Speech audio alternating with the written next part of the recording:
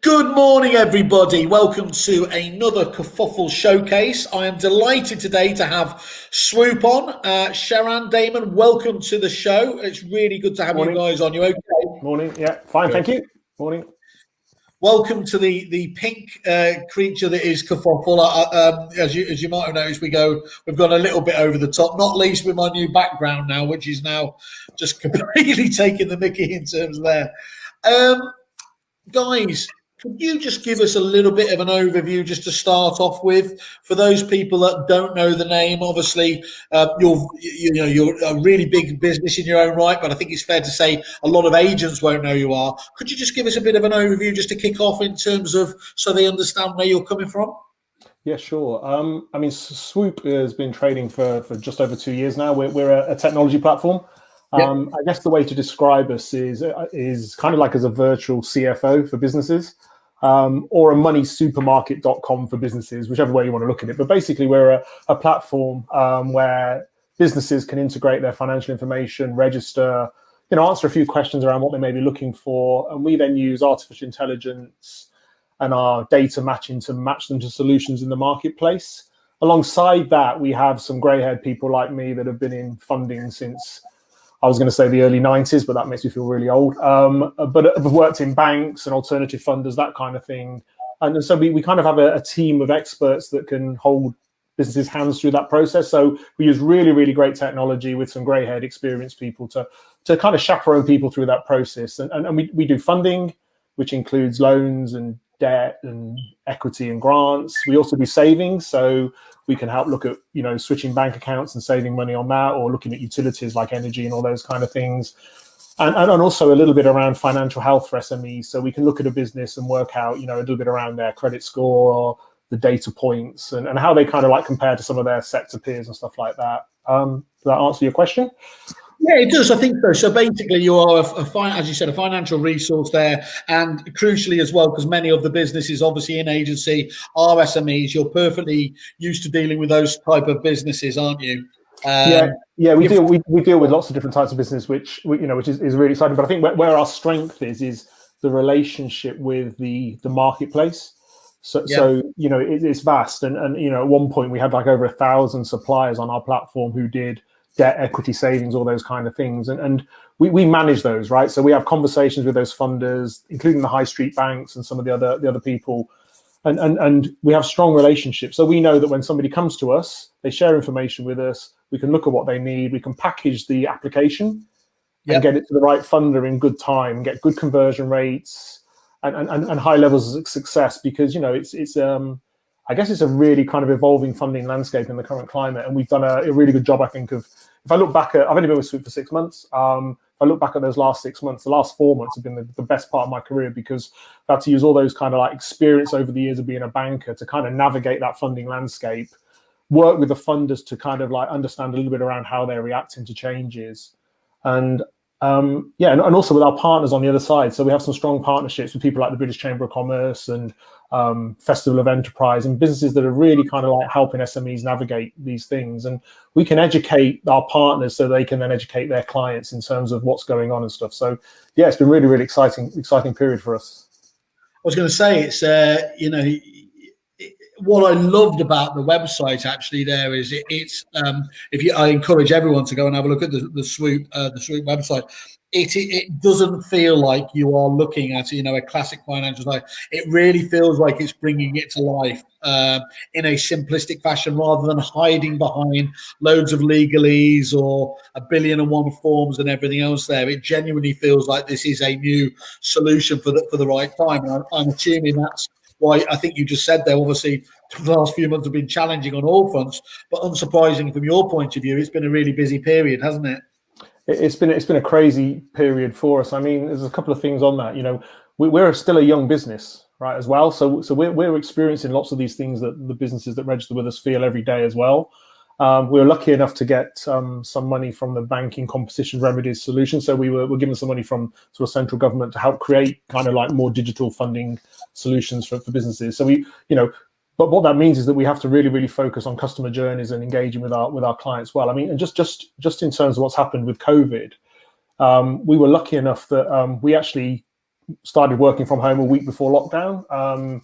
We thought something was happening, and so we decided to take that. We did a business continuity check, believe it or not, on the 12th of March and never came back. So that was quite good. But actually, we also set up a COVID helpline. We set that up, I think it was on the 13th of March, and I was the person that volunteered to man the phone on that weekend. And it was interesting. It ran off the hook. I spent the whole weekend sat in my study answering the phone. And to be honest with you, it was fairly frustrating and a bit scary for the first couple of days because nobody really knew what was going on. We had people, in small coffee shops ringing up saying their livelihood was going to be destroyed and all those kind of things. Yeah. And what we learned during that period of time was that it was about keeping calm. Right, solutions were coming. We knew that the British Business Bank were going to provide some support, and the government would provide support. So it was basically just educating people around what that was going to look like. Just to give you some figures, we were probably registering 10 to 20 customers a day prior to COVID. At our peak, we got up to about 180, and we're still kind of running along at somewhere between 100 and 150 a day now. But I think what it enabled us to do by speaking to those customers on the hotline was understand their pain, and I guess really realize what was important to them. And I'll give you an example. I mean, I think it was day 3 where I was approached by a chain of estate agents who banked one of the high street banks. This was after the CBILS, the coronavirus business support loans were issued, and they couldn't get hold of their bank manager. And obviously they were panicking, really concerned. And what we were able to do, because we had relationships with the high street bank, was to speak to somebody quite senior in the bank and have a conversation about this group and say, look, these people are really panicking. And get the bank to speak to them directly. We helped them structure a proposal, and they were able to secure CBILS. But what this is all around really is around kind of leveraging our knowledge of the marketplace and our experience to help hold people's hands and make it easy for them. Well, that's great, isn't it? Because that's just leveraging age-old relationships and connections there to make things happen, isn't it? My black book came in really useful during that period, if I'm honest. I mean, I'm lucky enough to, if I say lucky, I never really set out to be a banker. But I played rugby with a guy who was a banker, and he offered me a job, and I kind of must have had a few beers afterwards or something. I don't know what happened, but I've worked for RBS. It's not quite the origin story of the Avengers, is it? But it's no, it's not quite that good. No. I did end up in hospital with 13 stitches in the back of my head, though. But that's a story over a beer, not for now. That's okay. But what I was going to say is, if you've worked in some of these banks, you grow up with people who you kind of go on your career with, you can pick up the phone to them. And, banks get a bad rep for some of these things, but they were inundated during that period of time. And actually being able to speak to them and say, look, can you please help this customer out has proved really great for us. And what I'm trying to say about Swoop is, it's not just all about the tech. It's about building those strong relationships with funders and suppliers on our marketplace so that they see us as somebody who's credible. Yeah, they don't just want to see us as a bunch of people with like beards and skinny jeans and stuff like that. They want us to see us as a bunch of people that have experienced some of these things and taught their language as well. It's a really compelling combination, that though, isn't it? Where the tech does look, and obviously I know I get all distracted by that, but the tech, it delivers on that classic good thing that tech does, though. It's not just shiny. You can see straight away where the advantages come from using the tech like that. But again, compelling, mix that up with a service like you're offering as well, and those two together are really powerful. Sharan, you obviously welcome back. We're like the mafia. We're dragging you back. You've tried to get out of the property industry, and we're dragging you back in again. So obviously, from somebody who's obviously been in the game with from our property industry side of things here, how do you see the obviously Swoop delivering for the estate agents? Well, I think it's I'm in a unique position here, right? Because I've been dealing with the trials and tribulations of estate agents for a number of years, and I think I can finally be in a position where we can actually add value. I think there's a lot of tech suppliers that, hey, we're creating a problem for you, and then we're going to have that solution. With Swoop, what we're actually doing is we're taking out the headache of finance, right? There's a lot there, and I think as a business owner, you want to focus on what you do best, right? For estate agents, that is bringing new landlords on board, selling more properties. And I think with Swoop, we take the headache out of that, and we take all the noise out of that. We get you to the right sources. I mean, there are 200-300 lenders out there you can go to. You won't know which one's the right one, and you want to make sure that your time is being used valuably. So we kind of take all that headache, we put that aside, we have the relationships, we know the people, and we make sure that your best interests are represented. So I think it's unique because it took me getting out of property to finally be able to properly help estate agents. So I'm really happy about this relationship. That's great. So again, I'm getting caught up in my whole superheroes thing, but it's like when Batman goes off into the desert to find himself, isn't it? So you're officially now the Swoop Batman, as far as I'm concerned. What I loved about talking to you guys when we obviously had our initial call, because I think it's really important from our point is it's beholden on us. We think at Kerfuffle to do the due diligence, to find those companies that are going to deliver value, that aren't going to tie up our clients in knots. And one of the best things you can possibly do is to give people honest feedback, whether they like it or not. And, there's only one thing more dangerous than not being helpful, and that's just saying yes to everything.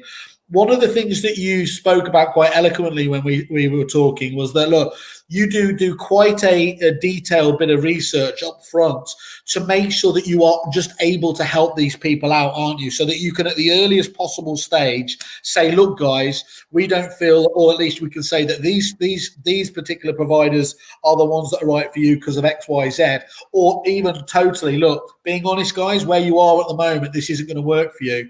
Is that right in terms of that I gleaned that from what you guys are about? Yeah, I think for me, what the way that we operate is that I use the word curate, but that's probably a bit. We basically just get loads of information from the data that's shared with us. So when somebody registers with Swoop, they can integrate their bank accounts, they can integrate their financial accounts, they can upload the key information that we know that every funder is going to want, and from that initial assessment, we will match them to appropriate funders based on some high-level criteria. But we also tier our funders based on credit appetite. Now what that means is, if you look at the range of credit grades across the UK, you have some businesses like the big corporates that are kind of an A, and you have the one-man coffee shop who's just been trading for 3 months that's probably an E. Most of the businesses are in between those things, right? The banks love the A's and the B's because they don't take much risk. And the C's and the D's in between are the ones that I would say historically underserved by the funding market. And we have alternative funders that will fund the whole of that risk spectrum.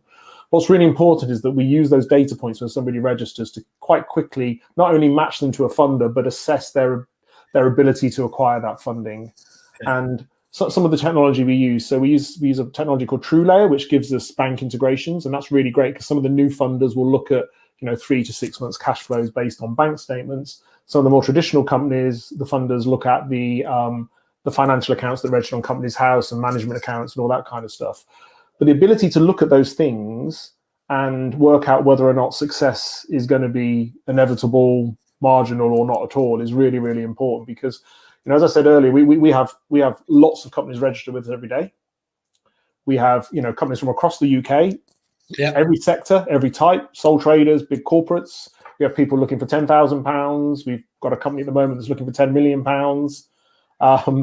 And what's really interesting is they tend to be, the companies that register with us tend to be, you think that there'd be a wide risk, quite a wide range of credit grades and stuff like that. But actually, they tend to be businesses that are fairly established, kind of middle of the road in terms of credit grades. So not high risk or low risk, but kind of middle of the grade, which is great because we've got a lot of funders that do that. And actually, the average, the date of birth for the people that register with us and successful is they were born in 1974. So they're a lot older than we thought they would be as well. Given that that's a year younger than me, I'm feeling bad now. Thank you for that. I was born in 1970, so I'm not saying a word. Okay. Yeah, okay. If it doesn't, and I love my tortured analogies, but agents are always obviously looking to reduce the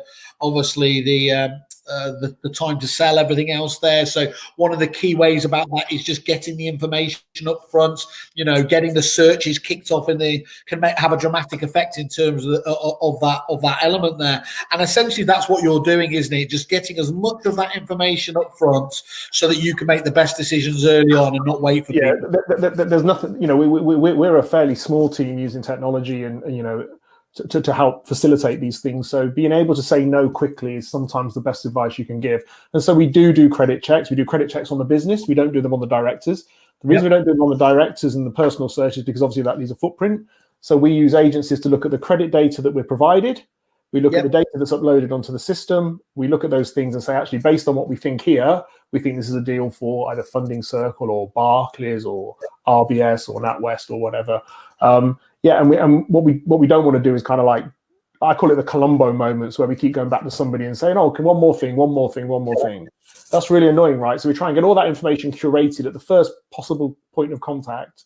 That enables us to match better and make those credit decisions better. And we have, I have got a couple of people that work with me that are older than me and who are grumpy credit people, but can look at those businesses and know that if they send them to a funder, they're going to be successful. And if they say no, we'll always explain why. So I would say we speak to like 89, 90% of the customers that register with us. The ones we don't speak to are the ones that just go on and open a test account and don't share any information with us or put any requirements on. But we tend to speak to everybody. We have a conversation about what their needs are. We validate those needs. We look at what the information is provided and the matches that are created.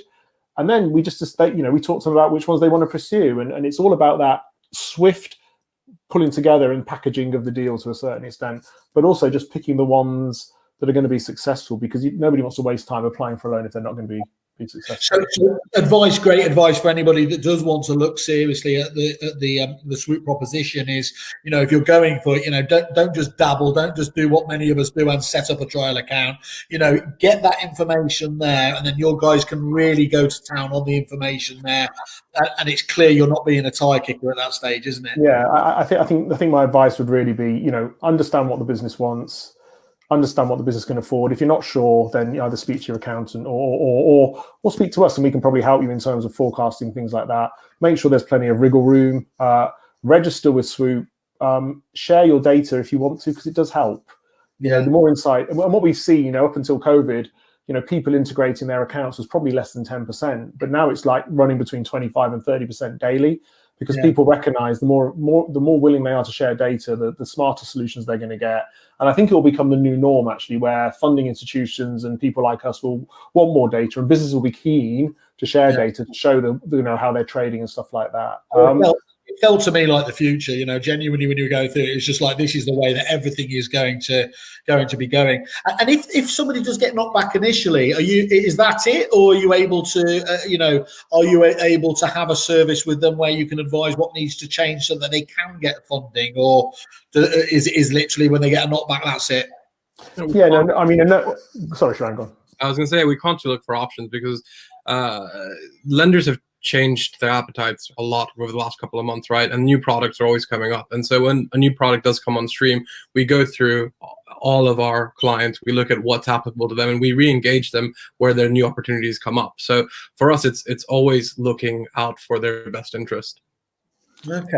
And how is it to get the information that to connect these things up? Is it something they're going to have to get on the phone to their accountant, or do they normally have the information readily to hand? How detailed is the information that they need to get access to? This is the beauty of the open banking and all that stuff. It's literally a click of a button. It can take about 30 seconds to compile all your information. So you can do it the old-fashioned way. You can pull up all the statements, you can get forecasts and stuff, or you could click a button. Wait a minute, it's that simple that even Simon Whale simple Simon, even I could do it. 100%. It's that simple, even I can do it. Okay, I love those challenges. 90% of our viewers have just realised that that's fine for them. Okay, I mean, just to pick up on that point, though, we can do it digitally, and we encourage people to do that because it makes our jobs easier. But also, we have a facility where people can just upload their last 2 years' accounts. They can upload PDFs of their forecasts. They can upload management information. Typically, funders are looking for 6 months bank statements as well, which all can be uploaded by PDF. Yeah. What's happened over the last 4 months, I guess, is 90% of the stuff we've looked at has been people coming to us for support on the coronavirus business interruption loan scheme or for bounce back loans. The bounce back loan stuff is fairly simple. Go and talk to your bank. Your bank will probably be very easy to deal with. 7 questions, you get your money. For the people that haven't been successful, they come back to us and we can help them there.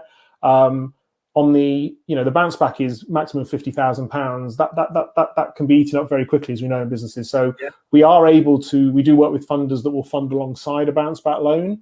Okay. On the coronavirus, the CBILS, the coronavirus business interruption loan scheme, what we've seen is that roughly 50% of the businesses that apply have been successful. There's a whole chunk that haven't been successful. We reach out to those people, and we have alternative people that will fund alongside a CBILS loan. If people have been rejected for CBILS, they'll consider them. What you saw last week was some changes in the legislation and eligibility around CBILS, which we communicated with our whole client base. We emailed them and said, look, things have changed. If you'd like to have a reassess, we'll have a look at it again for you. Send us your latest management accounts.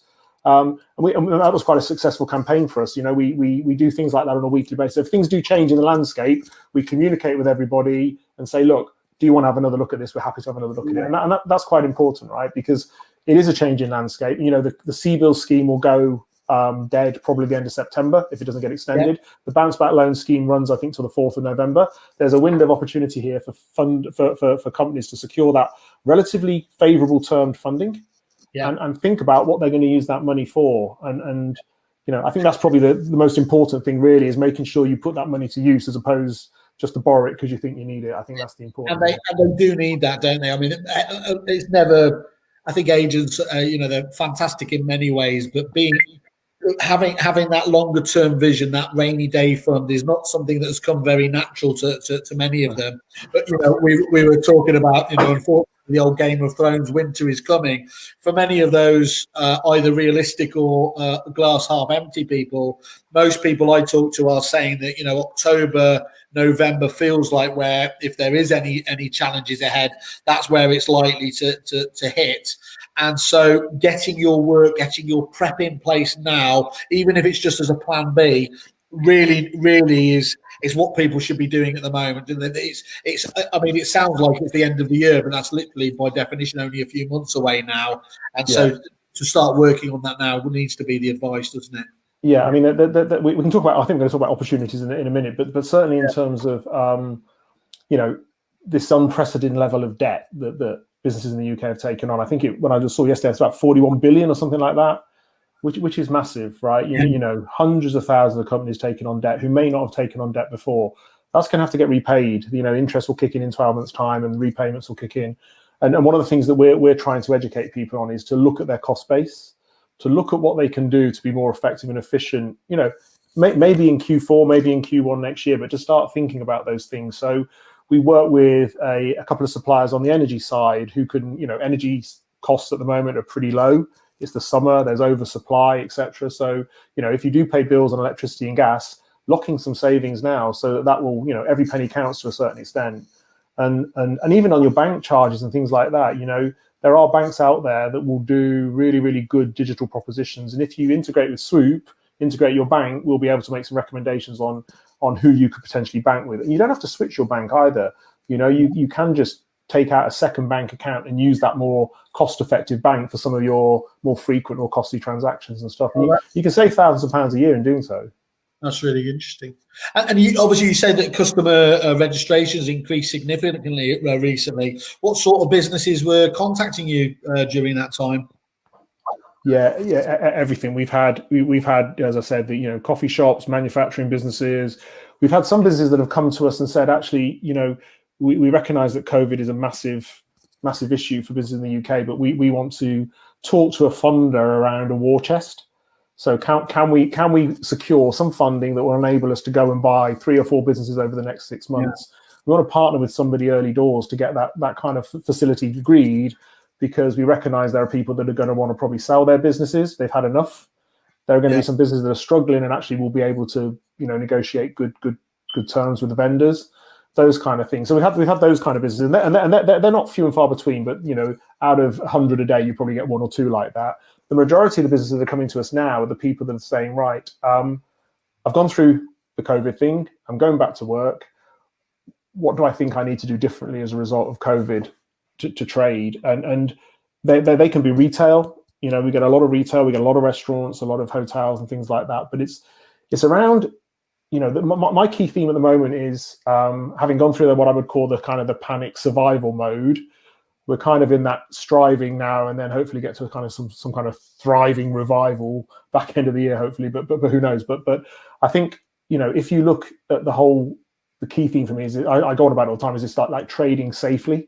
The businesses that are going to thrive in the future are going to be the ones that make their customers feel safe and their staff feel safe as well. And the ones that invest in their premises now, you go any shop now, they've got perspex up, right? You and I know, I don't know if you've ever had a perspex glass greenhouse, but it doesn't last very long before it starts looking like, yellow, etc., and moldy. So the companies that invest in good, clean, hygienic premises and make their customers feel safe will be the ones that thrive. And also, you know, from a estate agent's point of view, I'm not an expert in estate agency at all, as you know, but you know, we know, and I know that I will only look at a house if it's got a floor plan at the moment, right? That's the way things are. Floor plans are a game changer, weren't they, for estate agents?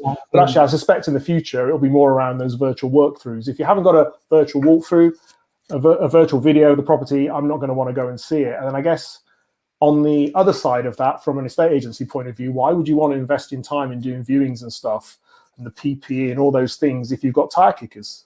Yeah. Right? Yeah, weeding those people out. So I think there's a big opportunity to invest in technology, have the best in class virtual workthroughs, and I think that will really, really help. It's interesting what you say as well there, though, that of course, look, this is a large part of what Swoop can help out is obviously if you are you know, having cash flow issues and things like that, but just as importantly, it's for those opportunities, and every market does throw up opportunities there. And what is absolutely true is that mergers and acquisitions market in estate agency is busier than ever at the moment. We know that from the people we talk to. You know, there's a lot of people that would like to be able to get there, pick up some of the opportunities that are at our all-time lows now, but to date they haven't been able to do that, and that's where again you guys can come in, isn't it, to help support that? Yeah, well, listen, we know it's tough, right? I mean, I live in Worcester, and you know, I think Andrew Grant is like one of the most established estate agents in Worcester. It's been going for years, and that went into admin a few months ago, right? Which is really, really sad. I think I bought my last 3 houses through them as well. So if established business like that are struggling, then it is tough. But you know, the stamp duty changes, a shot in the arm are great, but then how can you capitalize on those things by investing in your business? And I think to answer your question about the kind of businesses that are registering with us now, they're across sector, but they tend to be the ones that have gone through the initial panic and are now thinking about how can I make the most of this opportunity and what do I need to do to capitalize when some of my peer group, I guess, are probably not as ambitious or are not thinking that way. And I think that's quite important. And there are businesses, you know, that are coming to us and saying, actually, I probably want to get ready to exit at some point in the next year or two. I want to secure some funding now. I want to do this, this, this, and this to get myself sellable. I want to look at my cost base and I want to make the business look stronger. So how can you help me with those kind of things? So I think, you know, my take of the world at the moment is that there is plenty of capital out there. Yep. Right. There are plenty of government schemes and initiatives, but there are also other people and other providers of funding that are coming to the market now and saying, right, you know, let's pick the winners, let's give them support, let's help them, you know, trade beyond this. And certainly Swoop's in that same stage. You know, I think COVID for us was a great opportunity for us to prove our worth. Yep. You know, it was a bit, you know, unexpected, to be honest with you. And I go back to that Saturday, Sunday, sat at home answering the hotline.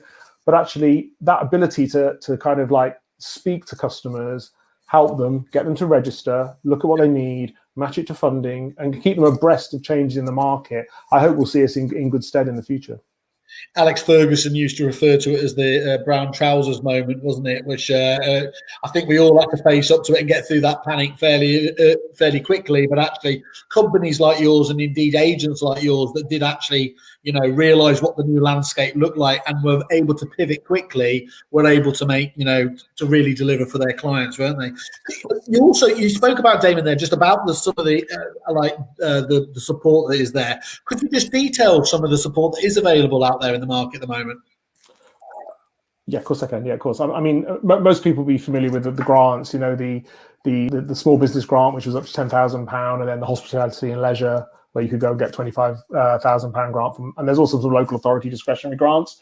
Yeah. I think the main two to focus on, I think, are the bounce back loans, which is, you know, go to your high street bank, fill in a form. You can apply for up to £50,000, and we add very little value there, other than speaking to you after you've secured your bounce back loan to make sure it's enough. And then we do this thing called top up funding, where we have numerous funders that will help people top up their bounce back loans.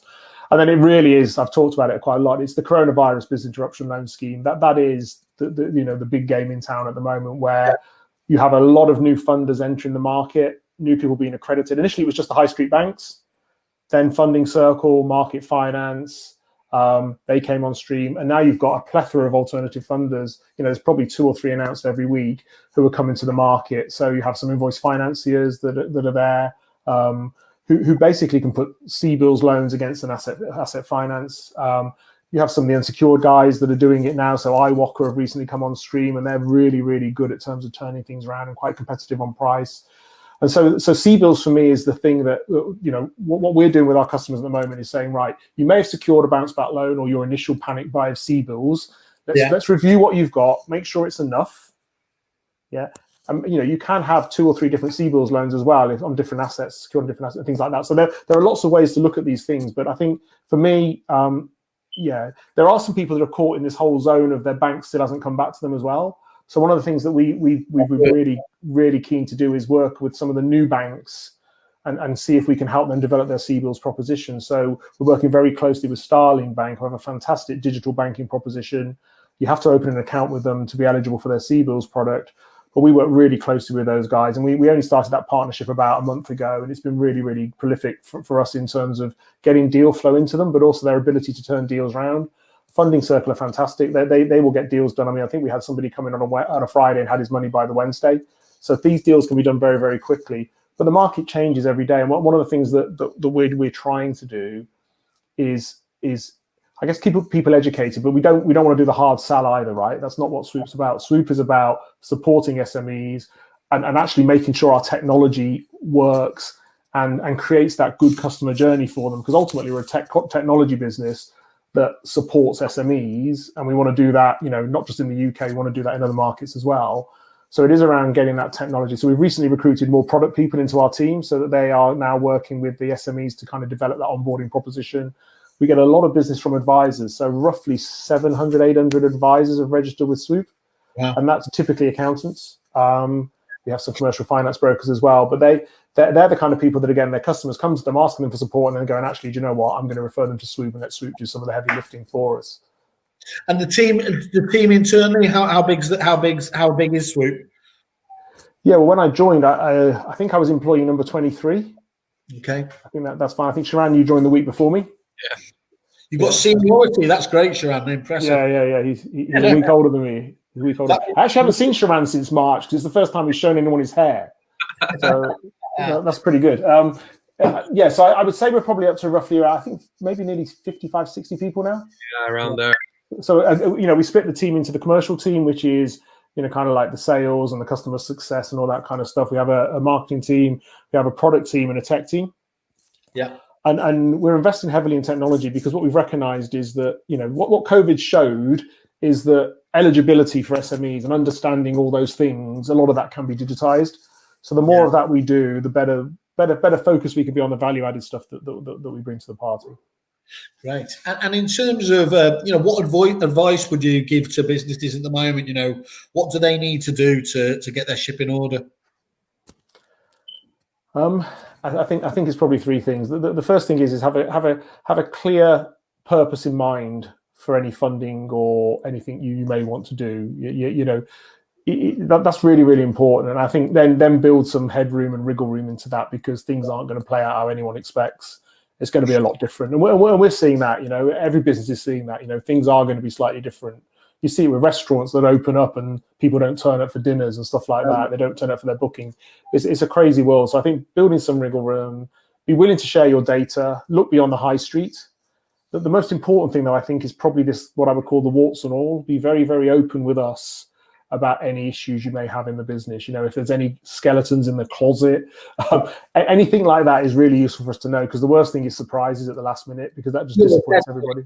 Just like your doctor, you're a financial doctor, aren't you? It's not going anywhere else, but you need to know everything to be able to make the right really important. And that helps us not only secure you funding, but it also helps, I guess, as a business, what you don't want to be doing. And we have seen this with a few businesses where they've kind of like gone to every place in town trying to get funding. And there's nothing worse than when you place a deal with a funder and they say, I've seen it 3 or 4 times already. And it's a small world, right? So nobody wants to get that reputation. Yeah. And our whole thing is around readiness, funder readiness. Let's get you ready for funding. Let's make sure that when we do present this, you're going to be successful, because you don't want to be seen as that business that's been to everybody and had a no. That's not good. And that comes back to your thing about it. It may be a no now, but what do we need to do to get you ready? And I think the other thing is, when you do go to multiple funders, if they do personal searches, that may impact on your personal credit score as well. So be mindful of those things. Talk to somebody like us who can help you and point you in the right direction and hold your hand through that process. It's really, really important. Yeah, excellent. And again, it's just try to plan ahead as much as you possibly can do, isn't it? Really, is to get all that right. How long did, just in terms of typical onboarding with yourselves, what should people expect in terms of a timescale from when they make an initial inquiry to uploading their data and stuff to getting the funding through? Yeah, no. So I guess to register as a business, it typically take you, I think, probably 2 to 3 minutes. It's fairly straightforward. If you integrate your accounts and your bank accounts, maybe a minute more. It's fairly instantaneous. I do demos quite often, and I think I can probably get it done in less than 2 minutes now. But for a new user, it's probably 3 to 4 minutes in total. That's really important. When somebody registers, they'll get a phone call from the customer success team. We aim to get that done in the same day. Yeah, we do prioritize some of the companies. So we will prioritize a company that has integrated all their accounts and has a large number of employees and a large turnover and a large need. Why do we do that? Well, if they've got more employees, they're probably going to be more desperate to pay them. So that was the logic behind that. And if they integrate, we can get the conversation flowing a lot quicker. But we aim to get in contact with the majority of people within 24 hours, and I think we regularly do that. So we monitor that on a daily basis. Then it's really down to the matches and the opportunities that are there, and how soon we can get somebody into a funder. So I think I said to you earlier, we had one funding circle case that came in on a Friday and got their money on the Wednesday. That's kind of not unusual. It's becoming the new norm, but actually typically to get from an application to funding is going to take 2 to 3, maybe to 4 weeks, depending on who that funder is. So this feels very, very, it feels quick to me. I bank with a tiny little bank called Barclays, and I'm still waiting for the call back, I think, from June when I last made my call. They've had a particularly tough time in terms of doing it. So was that a dynamic as well, that that a number of funders just kind of disappeared off the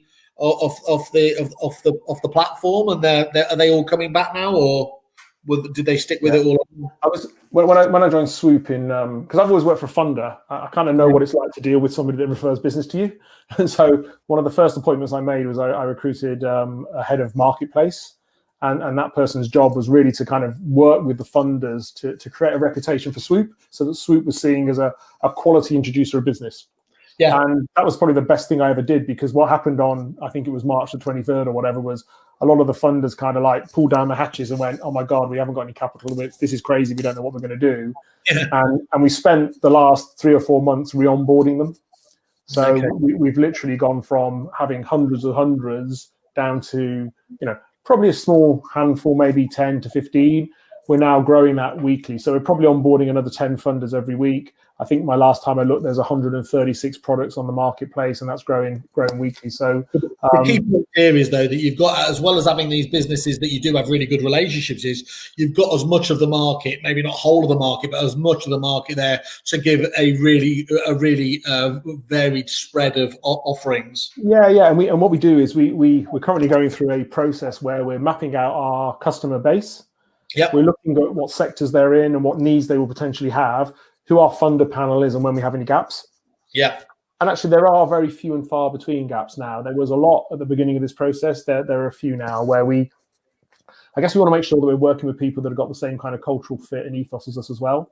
Yeah. People that are willing to digitize, people who are willing to look after our customers well is really important to us, because, you're not just our customers as well. We as I said, we get a majority of our business comes through partnerships, and we have to manage those partnerships quite tightly as well. So we have regular reviews with our partners. We talk a lot about the funding market, because it went from being quite tight to, I would say, that it's highly liquid now. I would say there are lots of funders out there that are proactively reaching out to us for deal flow, which is great. We also have some funders that are now talking to us about bespoke offerings to Swoop customers. Now that's fairly early days, but what that means to me is that Swoop has gone from being like, great, you're a startup, to you're an established business, giving us quality deal flow. We recognize where you are in the market, and we'd like to help you grow. And ultimately, we want to create a marketplace where funders, businesses, advisors, and partners will come, share their details, share offers, and all that kind of stuff. And it's a network within a network to a certain extent. And what I love about some of the funders we work with is that they're kind of in it for the long haul. Yeah, I don't get this opportunistic feel at all. I get this kind of like partnership thing with them now, where I'm kind of thinking to myself, this feels great. And actually, one of the benefits I want to offer Swoop customers is that we will have a very good success rate of fulfillment with our funders. And there's I call it the swoop stamp, really. If something hits a funder and it's got a swoop stamp on it, I want it to go to the top of the pile as opposed to the bottom of the pile. And I think we're nearly there with that, which is great. I think it's lovely seeing, some people would recoil in shock, hearing someone in the sort of finance arena talk about the right cultural fit and, finding the right partners and making sure they're aligned with it. But that just comes through so strongly from obviously talking to yourselves now, which is great. But go to, I encourage everybody to go to the website. This feels like a company you want to do business with, in terms of that's backed up by, well, look, I'll be honest, we haven't got any on Kerfuffle yet because we're only just launching with you guys, but you have got hundreds and hundreds of very strong reviews, haven't you, out there on your website, on the different platforms as well. And that shows to me that, you are delivering on that key promise that you're talking about. Yeah, one of our commitments is that, we maintain a really high level of particularly Trustpilot reviews. We're currently, I think, 4.7, heading towards 4.8. We've had a lot of 5-star reviews recently. And then the thing that I pride myself on that is the fact that the team have had to go through that massive development with COVID, right? And throughout that, they've really, really focused on the customer. So when COVID first started, we any deal that came in was looking over for more than funding than £100,000. We had these deal clinics where myself, the customer success manager, and the SME business owner would jump on a call and talk it through, because we recognized that this was really unprecedented times, and there wasn't many people that would do that. It was hard work, and I enjoyed it, but actually, letting down that barrier is great. Listen, I've worked for banks for a long time, from 1995, I think, up until probably 2015, but I've not been a banker for 5 years. And actually, part of the reason why I got out of that was because I'm a bit entrepreneurial, and having that, caring about the customer is really important. I'm not saying banks don't do it; they do a lot better than they used to. But what this has proved is that the relationships, the technology, and you talked about Barclays earlier. Barclays are one of the first banks that we were able to kind of like really, really work with on the CBILS proposition, and they're heavily manual in terms of their process and stuff like that. But they really, really do care. But again, to the point you made earlier, is they struggle with volumes. Yeah, and it's all about knowing which person to talk to in Barclays to get that deal progressed. I think they've got me on the special phone number list as well, to be honest. Yeah, probably, yeah. I'm on that one too, I think. Damon, I know we only set aside 45 minutes here, so it's fantastic you've obviously been able to talk to us about this. But could you just summarise for everyone again there what Swoop will offer for those people that obviously need to come to you for advice? Yeah, sure. I mean, what we want to build a strong partnership with you guys, right? It's all about partnerships. It's all about the strength of us, united.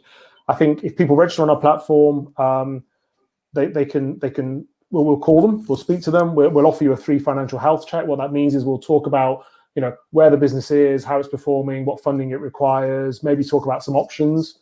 And hold your hand through that process if that's what you want. It doesn't cost anything to do so. It's a free service. Thank you for that. To be clear, we get rewarded from the funder. Any funding that we do, they will pay us some kind of commission on that. So there's no cost to the SME. I think the thing I would say is the clock is ticking for this coronavirus CBILS support. That's going to end at the end of September. So and actually, is it set in stone, Damon? Just as a matter of interest, or I wouldn't say it was set in stone. I think that's the initial intent. Okay. Whether or not these things tend to change, as you know, we saw changes to the criteria last week where up until today or tomorrow, actually, any business that was considered an undertaking in difficulty up until December 19 was considered to be uneligible for CBILS. So you had to demonstrate you hadn't got lots of historic losses in the business and all that kind of stuff. You had a sustainable business. You still need to demonstrate that you can service debt and are going to be profitable in the future, etc. But actually, the undertaking in difficulty thing was removed last week for companies that turn over under 9 million, have less than 50 employees. So that does mean that some people that were previously ineligible are now eligible for CBILS. And actually, what we've seen in July and August is, the market has quieted a little bit. So we people are going on holiday, all that pent up demand. Obviously, they're not going to Spain anymore, but all those kind of things. That is a good time for a review, right? If you're thinking about have you done the right thing, or is there any other options for you? I would say August is probably the time to be thinking about it, because if it does stop in September, the end of September, talking to us in August means we've got a chance to get you through the process and funded by September. So, like in all things, look, just try and do it before it becomes an issue, isn't it? Is because by the time you're in the sticky stuff, it's a little bit too late for everything. There's likely to be a lot of other people there again, and as he said, you've got to get everything lined up right to make sure that you're going to have the best chance of success. Now's the time to do it. It really, really is. And I think the companies that are going to thrive in the future will be the ones that make the most of this government support that's available and use that money wisely, either to make their business safer for their customers and their staff, acquire some competitors, or actually work out a really good exit strategy and make themselves sellable. I think that's probably the three things that I would say. The lovely thing is, it's at any stage of the business you're at, isn't it? If you're in that growth phase, you're looking for acquisitions. If you've hit a bit of the mature stage, as we said, there's a cash flow issue because of all the issues we've got here, or you're looking for that eventual exit, Swoop can support you at each stage of that, no matter what it's about, isn't it? And I'm guessing just on that basis, I know you're a relatively new company, but you'll be experiencing clients that come back multiple times for you, won't they, over the lifetime of the business? Yeah, we're just seeing that happen where people are coming back to us the second, third, fourth loan, which is great. But also coming back to us and saying, actually, look, we've got some other people that we work with who we want to refer to you. Referrals is a big part of our business now, and we're just getting that reputation, which is great. It takes a bit of time to do that, and we're not perfect 100% of the time. But I think hopefully that comes across is we're quite happy to put our hands up and say, look, we could do better here or whatever.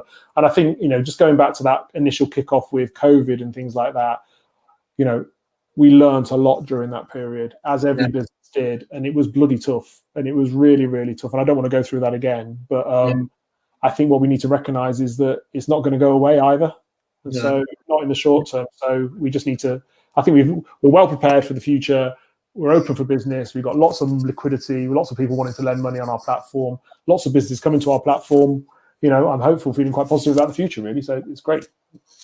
Great stuff. Well, look, as I said, thank you very much for offering that, as we said. So just reiterate, free business health check for all Kerfuffle members there. Go and have a look at the Swoop page on the Kerfuffle website there. There's an I'm interested inquire button there. If you click on that, we'll pass that on to Sharon, and obviously you'll be able to then point them in the right direction, won't you? And we'll obviously stay in contact over the coming weeks and months to, obviously, if that's okay with you, just to see how the outlook is looking at the moment as well. That'd be really useful, I think, there, guys. Thank you very much, Damon. Sharon, thank you very much for joining us today, and hopefully we can send you some business. It's brilliant to see you again, Simon. Take care. All the best. Thank you.